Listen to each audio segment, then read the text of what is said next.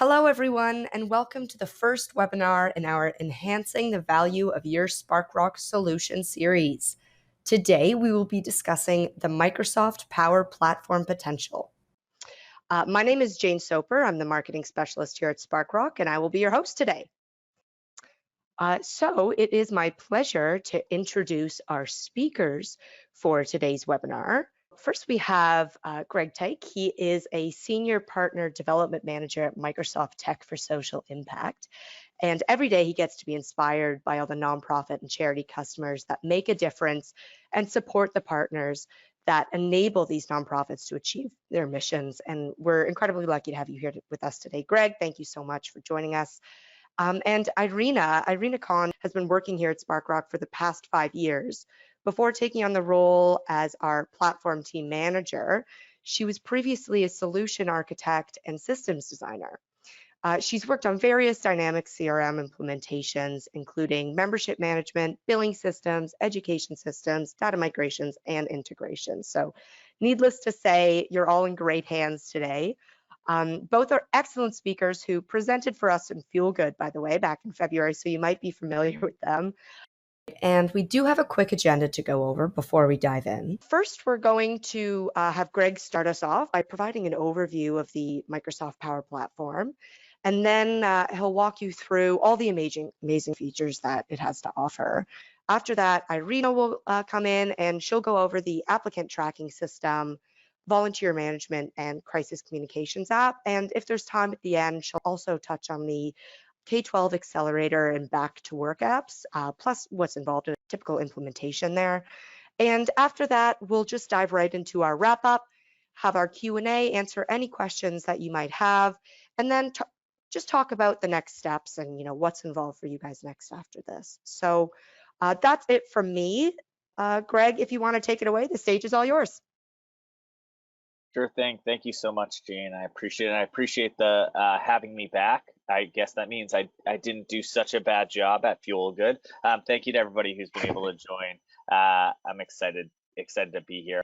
And really, I start with just an overview of the Power Platform. I want to make sure everybody understands what we're talking about and, from my perspective, why it's so exciting. So, if you're brand new to the environment and have never heard of the Power Platform before, that's perfectly all right. Hopefully you have, but if you haven't, it is our low-code platform, and it does span across all 3 of our clouds. And when I say all 3 of our clouds, I mean our Office suite as well as Teams.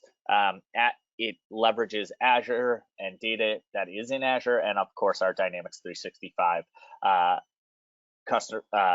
customer relationship management tools, as well as ERP systems. So, and I think anybody who's used a Power App before knows there are also standalone app opportunities. So this is just an overview of when we talk about the Power Platform, what we're thinking is included. It includes Power BI, which is probably the longest standing and most notable application that's included in the Power Platform.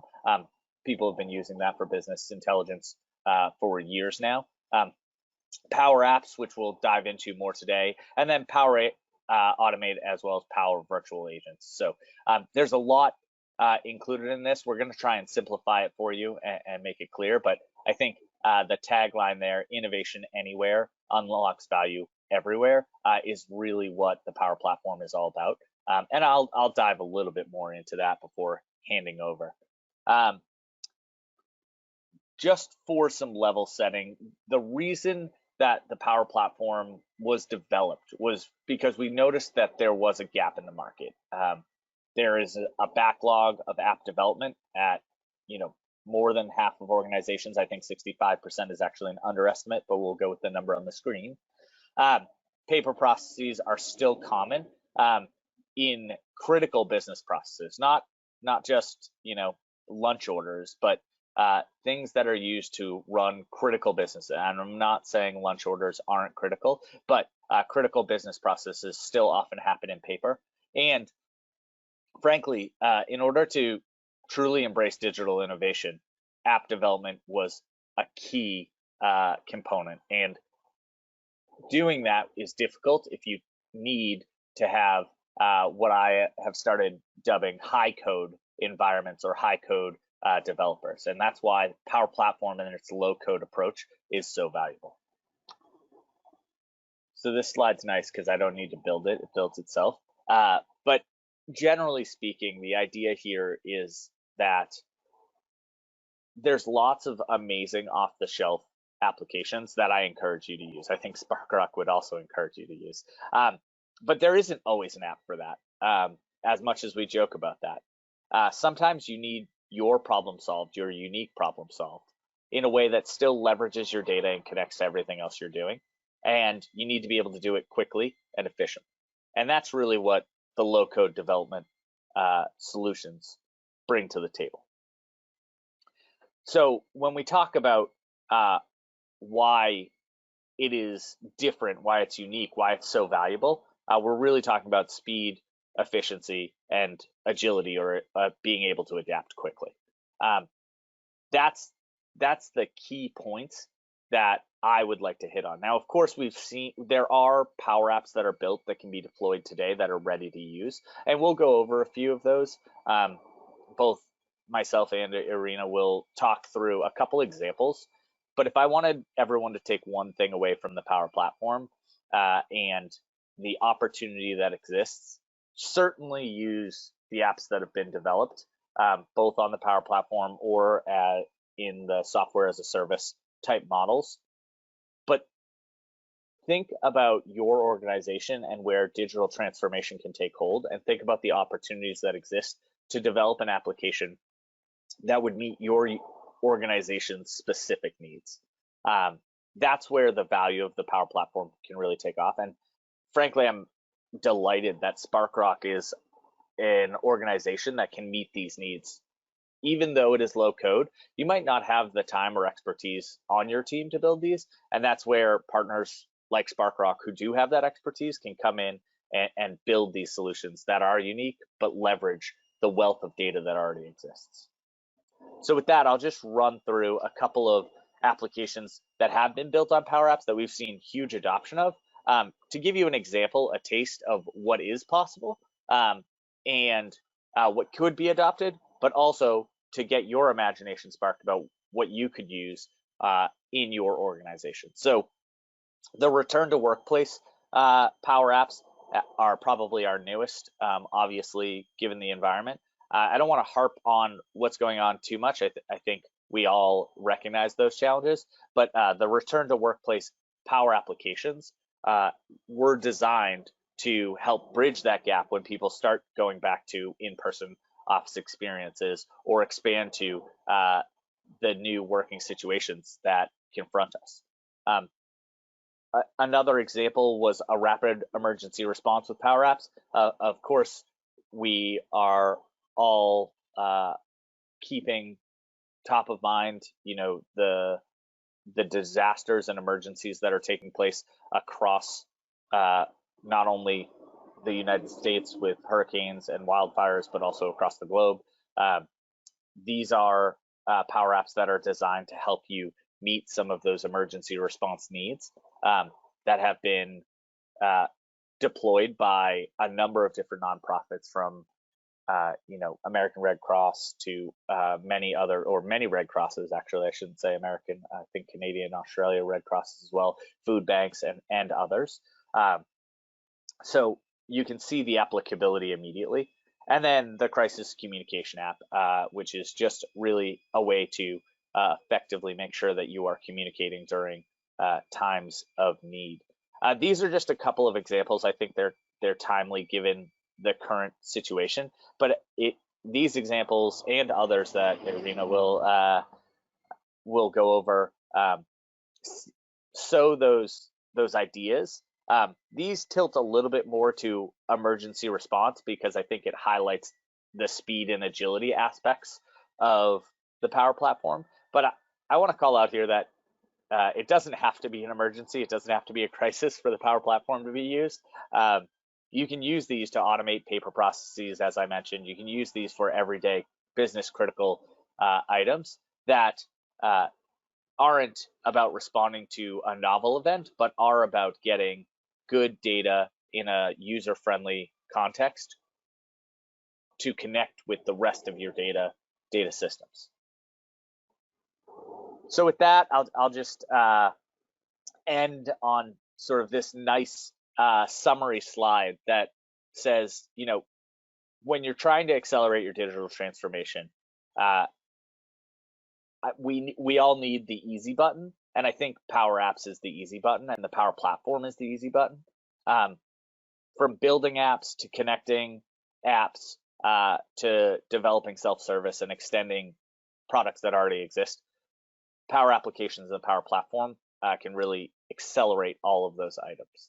So, I could sit here and talk for the rest of the time, but I think everybody's excited to have Irina come on and speak with us and talk a little bit more about, from a Sparkrock perspective, what they are bringing. But I'll be on the line and happy to answer questions after we wrap up. But that's where I see Power Platform really coming in and taking hold. So before I hand over, I just want to say to everyone on the line, Sparkrock included, thank you.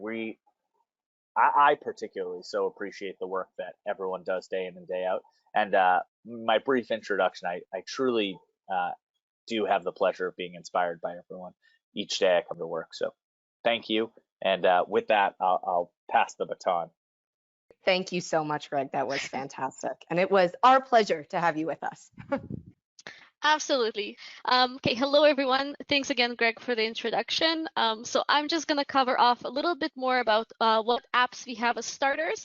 And I want to really showcase how easy it is to build these. So I will talk through and show you a little bit of what that Power Platform looks like.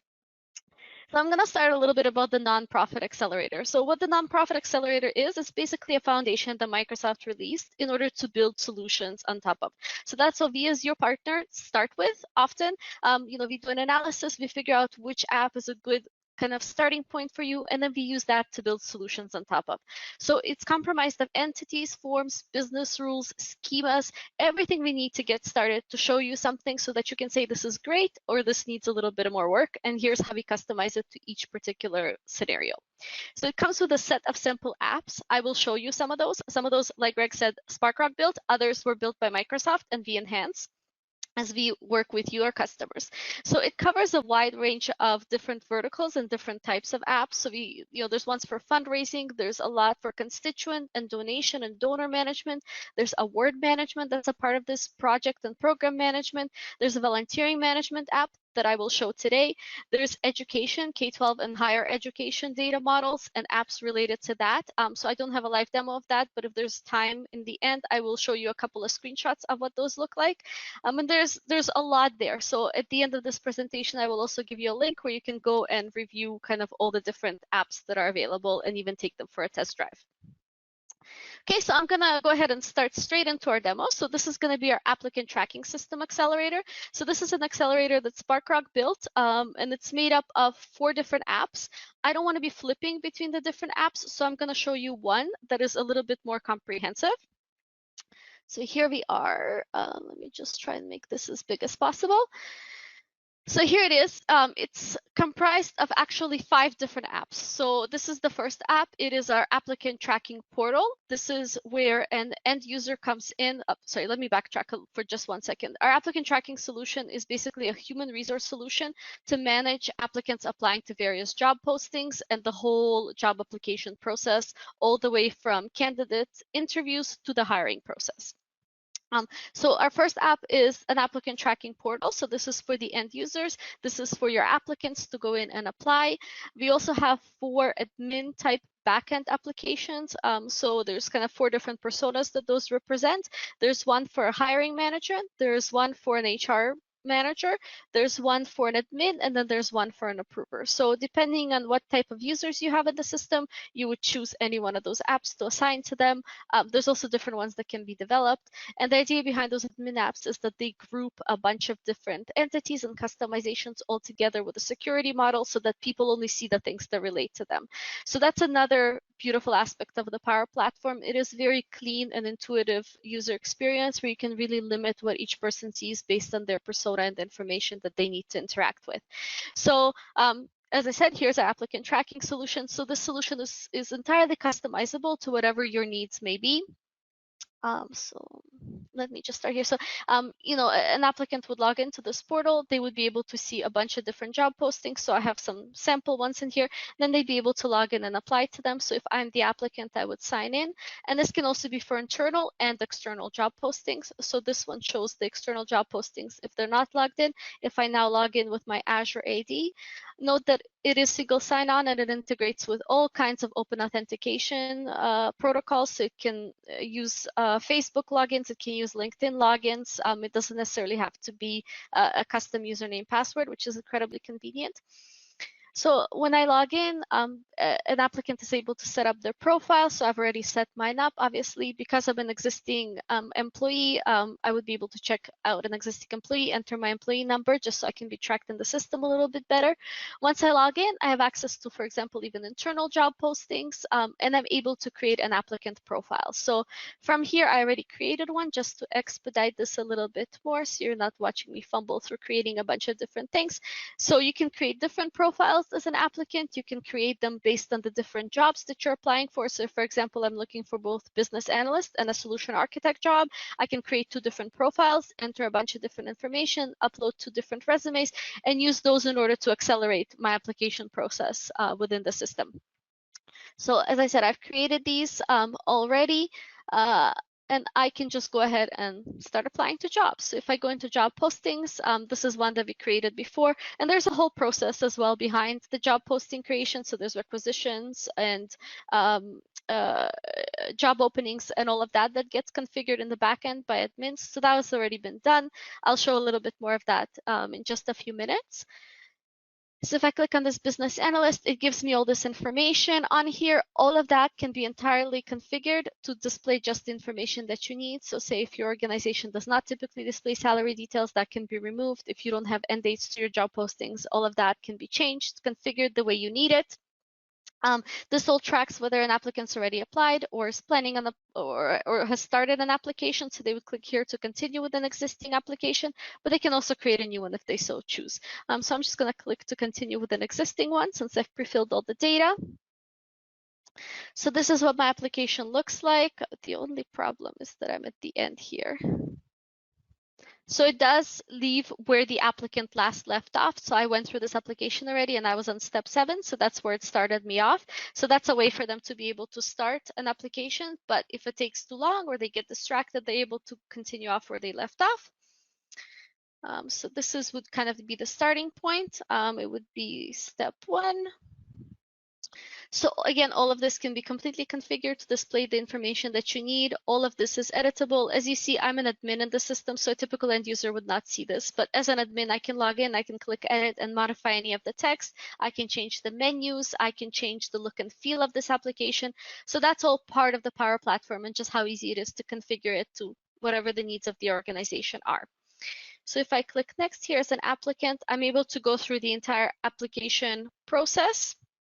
So first it takes the applicant profile details. So you didn't see this because I already created this application, but it asks you for which profile you want to use, and then it copies all that information into this job application.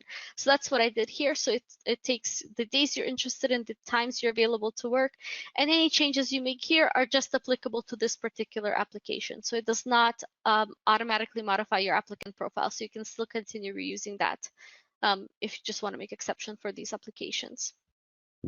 All of these steps are all configurable. So if, for example, you don't need qualifications or you don't have additional qualifications, all of that can be removed. The order can be changed. So entirely, kind of the sky's the limit when it comes to configuring this. So these are configured qualifications that are as part of the job requirements for the particular position. So these are ones that applicant fills out. It says, I do have this or I don't have this. So if I click on here and I go view details, I can say, okay, I am qualified. I am a certified business analyst professional. I do have this qualification. I have achieved it at the Business Analysis Academy. And then I can choose any sort of file or certification that I upload in additional supporting documents in order to support my application. I can click Save on here. And again, some of these fields are optional, some of these fields are required. It's just an accelerator, it's just a starting point. So, when we work with you as the customer, we would go through this and check off, whether or not this field is correct, whether it needs changes, whether new fields need to be added, what's required, what's optional. It's all part of our process to modify this to suit your particular needs. So after the qualification process, we have an employment history. So a candidate would just fill out, their last few places of employment. You can add additional instructions here. Then they fill out their references. Same kind of idea, it's just a step-by-step process of filling out the application, and then they add their supporting documents. So there's a big comments field here. They can upload their resume, so they can click to add additional notes, or they can choose to upload a resume and a cover letter all at once in order to submit the application. And then as a final step, they have a review of everything that they've entered. So once that loads up, so here they go scroll. This is a read-only view, so they can print out, so they have a record of what they've submitted. And then they can just scroll down to the end here. And when they're ready, they can certify that the information provided is correct. All that wording can be changed if needed, and then they can submit the application. Okay, then based on here, they can track their active job applications, and they can come back and see. They can also be notified via emails if something is changed with respect to their application, et cetera, et cetera. So they can track everything that they've applied to and where it is in the process. So that's the applicant view, that's the applicant application. So now the behind the scenes kind of hiring manager application. So this one is a model-driven Power App that the hiring manager would go into. The other personas look very similar to this one. They're the backend applications. They just have kind of different dashboards, and they have different entities available on the left, slightly different views, slightly different configuration of information that makes them interact with the data in a way that's more suitable to the work that they're doing. So just to quickly go over the dashboards that we have here. So we have a number of dashboards that come standard with this accelerator that Sparkrock provides. They're not always exactly what you might be looking for. So those can also be created on an ad hoc basis. We can even train end users to create these as well. So they're just a set of forms, views, charts, and this can actually be integrated with Power BI as well. So there's Power BI dashboards that can be embedded directly into these Power Apps in order to show some information that maybe is more complex or more different visualizations than what's available with kind of the standard Power App functionality here. So if you look at some of the system dashboards, so we have the job processing dashboard, that's this one. So it just shows you the active applications, the contacts you've interacted with very recently, requisitions, job postings, any activities that you need. So this is kind of a great way to keep track of, my screen is a little hidden by this webinar. It just lets you create different activities. So if you want to email an applicant, you can create an email from here. You can create tasks for yourself to follow up. You can create letters, phone calls, appointments, et cetera, everything that you need. And this also fully works with Microsoft Outlook. So they can be fully integrated, and you can track things within Outlook, all of your correspondence with your applicants, any letters that you send to them, any kind of information that you send to your applicants. You can create tasks for yourself. So for example, I need to follow up with this candidate. I need to modify an application, et cetera, et cetera. There is also the application transition times. So this is just a bird's eye view at where your applications are, how many have been submitted for more than 30 days, how many have interviews that have been outstanding for more than 30 days, things like that. And those can obviously be changed. So if it's not 30 days you're looking for, it's 60 days. That's an easy tweak here to make changes to these views. Same idea with the job opening transition time. So this is just a graph showing how long it takes between job approval and a job opening to show up. So this is just based on some sample data. So that's why the negatives here are not the best sample data. And then it has a chart of all the active job openings and where they are in the process, things like that. There's also the requisition transition time. So this is something that is often a requirement that we've seen come in. So this is how long between approval to posting, how long to transition between each step of the application process. And that's mostly to see how long it takes to go from interviewing someone to a hire. And then, sometimes you can slice it by teams, by different departments, etc. So I'm just going to go back here. This is typically where the HR manager would start their day, and start by looking at their list of tasks and active job openings. So this is the one that I applied with. So I'm just going to go ahead and start here. So this was the original job opening. See all the details here, and then I can go into the related job application. So this is all the applicants. Apparently, I'm the only one who applied at this time, but you would typically see, a nice long list of all the different applicants. You would review them through here, and you would choose whether or not you want to pick them for an interview process, or if you want to move forward with their application. So you would do that on here. So you would do an initial review status. You do pick, reject, or consider further. So for example, I'm going to set it to pick, and then move through the process. Oh, date reviewed, so we'll make that today. And then we're going to save our record. And without going into too much detail, because I do want to keep it quite high level, this is kind of the process of the hiring process that you would go with regards to this application. So you'd go through the whole interview process with this applicant once you've selected them. So you'd create a new job interview. This would be linked to Outlook. You'd be able to add their contact info in there, send them an Outlook meeting invite, put all the details you want in there, then track it. The system will set the first interview date. If an applicant withdraws, they will set the withdrawal date. So a huge chunk of this is automated as part of this accelerator, and it just walks you through the process. So once that process continues, you'd go into recommend offer. Then there's an approval result. So there's approvals that are associated with this, and that's where there's an approval app. So you can create kind of hierarchical approvals. If your manager needs to approve a certain part of the application, if the manager needs to approve salary, and then there's all the approvals and the dates and everything gets set on the main application. Then you have your offer details. So you can generate the offers directly from the system. You can use Word templates or Excel templates if you want, to fill in some of the details regarding the applicant in order to generate your offer letters. And then this is kind of the applicant profile and related dates that are associated with this. So you would walk the applicant all the way through the application process up until they get hired. So that's what the applicant tracking solution looks like. I went through it very, very quickly. Obviously, if you do want a more detailed demo, or if you have any questions, please reach out to us and we'll be able to arrange that as well. This is just, very much a bird's eye view of the system, the accelerator that we've created. Okay, so the other application that I wanted to show here is the volunteer management application. So this is one of Microsoft's accelerators. So I'm going to start here.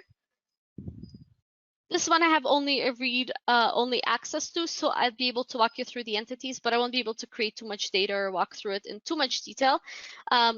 So this is the volunteer management application. So this comes as part of the nonprofit accelerator. So this data model, all the information that's stored here, all of this process is part of the nonprofit accelerator, and it uses the common data model in order to store all the entity information behind the scenes, and then it also works with the service automation in order to book resources. So it keeps track of organizations, it keeps track of individuals related, so you can have projects that you work on with people, you can have donor management as part of this system, you can have volunteers, so you can add volunteers in here.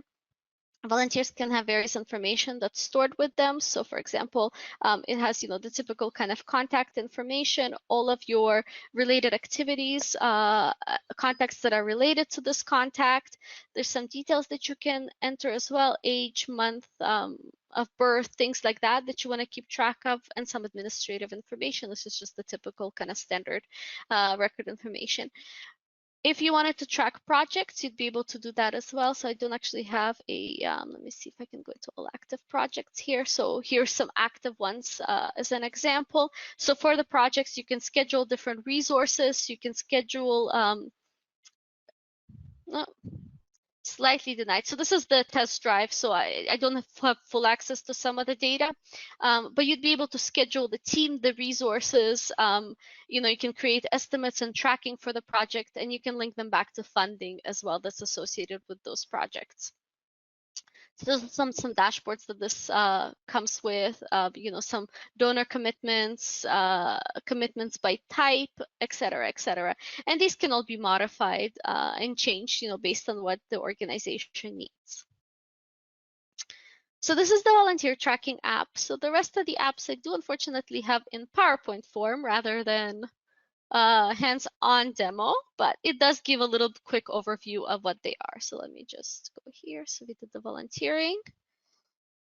Okay, so like Greg mentioned, there's the crisis communication app. So he showed you some of that functionality. So this one is entirely built into Teams to make life easier. You can create requests, you can store emergency contacts, you can keep track of company news. It has push notifications, which is really nice. If you wanted to inform your whole team, you know, for example, I'm working from home today, you know, please direct all your messages to my personal number, etc., etc. So you can have an FAQ, you can have links, you can put up company policies on here as well. So it's a really nice, lightweight, SharePoint-backed application that is integrated within Teams. It has a couple of Power BI dashboards that come out of the box. So for kind of admin users or human resource users, you can keep track of how many employees are working from home, how many are in the office, what their presence is, the trends by day, etc., etc. So it's kind of a nice little app to keep track of that. There's the K-12 accelerator. So this one has a lot of functionality behind it. So I'm just going to touch the surface, but it comes with a very large number of apps that are associated with this. So there's the K-12 parent and student portal. So I have a screenshot of that. There's a way to collect school paperwork and forms. So very much geared towards virtual schooling and helping kids and teachers to keep in touch and to organize information. There's the ability to engage donors and raise funds associated with it. So that's kind of similar to what you've seen in the volunteer management application. There's the student behavior management application. So that's more maybe for lower grades to keep track of student behaviors, you know, and anything related to that. There's also an app to track and report on attendance, and there's a dashboard associated with that as well. So here's a quick overview of what the student and parent portal looks like. So there is a way to track homework, grades, attendance associated with it. This is the admin app that's behind it. So you would be able to create the various courses, associate students with them. Then students would be able to log into the portal and see just the courses that they're enrolled in. There's quite a lot of information that's stored in here. You can do grading in here. You can do appointments, like if you wanted to do a one-on-one parent-teacher conference, and again, all linked to Outlook if you needed it to. You can keep track of scholarships, internships, academic periods, a lot of information related to you know, keeping track of school-related info. This is the donor management app, so it's just kind of lightweight to keep track of the donors that have donated to the system. This is the attendance app, so really simple. All of this, I should also mention, is mobile friendly, so all the apps are entirely responsive. So this is what the attendance app looks like. So a teacher would be able to just load this up for a particular day, for a particular class. They will see a list of all their students, and they would just be able to quickly tick it off whether they're present or absent, and then a reason for their absence.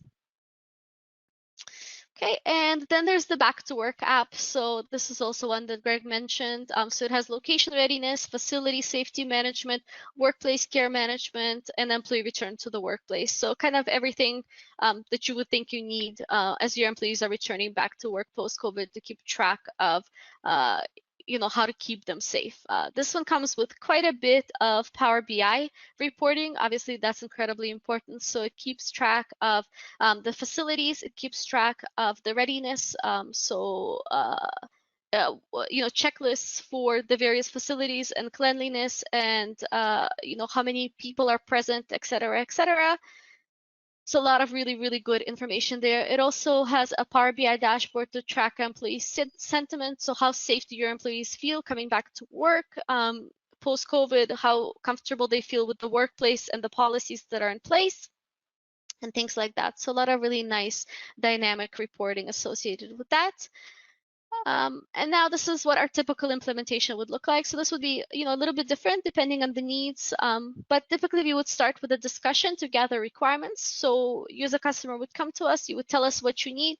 We would do a fit gap to determine if one of the accelerators is a really good starting point. So if you want something entirely custom where we would be doing more changes than good, then we would start with kind of a flat data model that we would create for you.